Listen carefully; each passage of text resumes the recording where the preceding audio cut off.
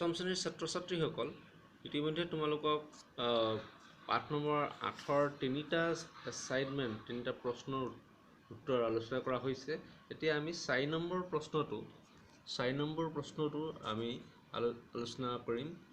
4 number প্ৰশ্নটো হৈছে তোমালোকৰ ভৌগোলিক তথ্য ব্যৱস্থা বুলিলে কি বুজায়। এই প্ৰশ্নটোৰ উত্তৰ পাবলৈ হ'লে তোমালোকে ভূগোল বিজ্ঞান অধ্যয়নত প্ৰযুক্তিৰ প্ৰয়োগ পাঠটোৰ 3 নম্বৰ পৃষ্ঠা ইয়াত দিয়া আছে যে যিটো ব্যৱস্থাই তথ্য সংগ্ৰহ, পৰীক্ষণ, বিশ্লেষণ, প্ৰদৰ্শন আদি কাৰ্য পৃথিৱীৰ বিভিন্ন স্থানৰ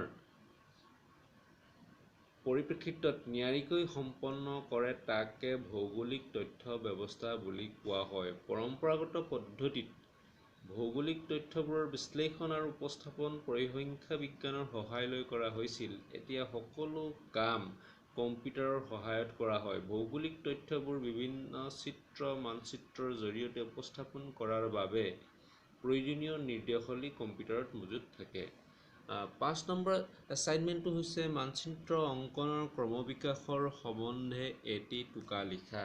তোমালোকৰ পাঠটোৰ শেষৰ পৃষ্ঠাত দিয়া আছে মানচিত্ৰ অংকনৰ ক্ৰমবিকাশ। তোমালোকে কথাখিনি হুবহু লিখিব নালাগে। 1 2 3 4 5 6 7 8 9 10 মই তোমালোকক 10টা পইণ্ট দি দিছোঁ, আৰু চিন দি দিছোঁ, তেনেকৈ লিখিবা। প্ৰথমতে আহিছে আটাইতকৈ প্ৰাচীন মানচিত্ৰৰ উদ্ধাৰ হৈছে মেছোপটেমিয়ামত, বৰ্তমানৰ ইৰাকত।